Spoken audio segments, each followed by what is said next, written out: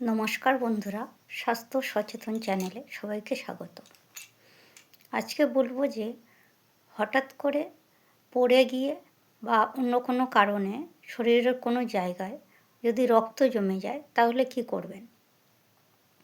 প্রথমত যদি সেখানে বরফ না পাওয়া যায়, ঠান্ডা জল বেশি করে দিয়ে আলতো হাতে ডলে দেবেন। তারপরে আপনারা খুব তাড়াতাড়ি কোনো ঠান্ডা বরফ বা আইস প্যাক সেখানে 2 থেকে 3 মিনিট ম্যাসাজ করবেন। এতে করে কি হয়, যেখানে রক্ত জমে গিয়েছে সেই রক্তটা আবার স্বাভাবিক হয়ে যায়।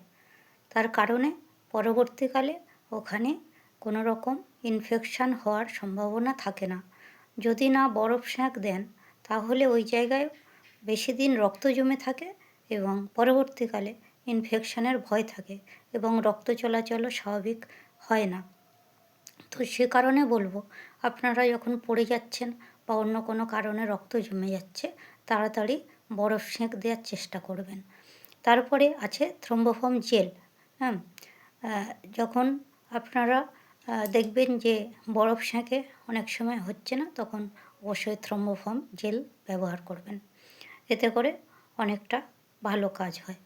তারপরে বলবো যে যদি না হয় তাহলে ডক্টরের পরামর্শ নেবেন, ডক্টরকে দেখাবেন।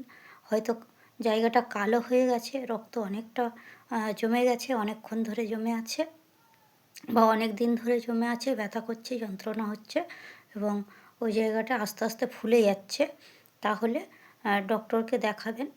তো ডক্টরকে দেখানোর পরে তারা ভালো মেডিসিন দেবেন। সেই মেডিসিন খেলে আপনাদের রক্ত জমা স্বাভাবিক হয়ে যাবে। তো সে কারণে বলবো বন্ধুরা, রক্ত জমে গেলে আপনারা অবহেলায় থাকবেন না। অনেক সময় ছোটো বাচ্চারা পড়ে গিয়ে, খেলতে গিয়ে বা হাঁটতে গিয়ে, দৌড়াতে গিয়ে পড়ে গিয়ে রক্ত জমে যায়, হাঁটুতে হোক বা হাতে, যে কোনো জায়গায়। তো সেটা অবহেলার চোখে না দেখে অতি অবশ্যই তাড়াতাড়ি বরফ সেঁক দেওয়ার চেষ্টা করবেন বা ডক্টরকে দেখাবেন। আর অবশ্যই থ্রম্বোফর্ম জেল একটা বাড়িতে কিনে রাখবেন, রক্ত জমে গেলে সেখানে দেওয়ার চেষ্টা করবেন। তো ধন্যবাদ বন্ধুরা, আপনারা এভাবে আপনাদের শরীরের যত্ন নিন, ভালো থাকুন, সুস্থ থাকুন। অন্য কোনো বিষয় নিয়ে আবার আপনাদের সাথে আলোচনা করব।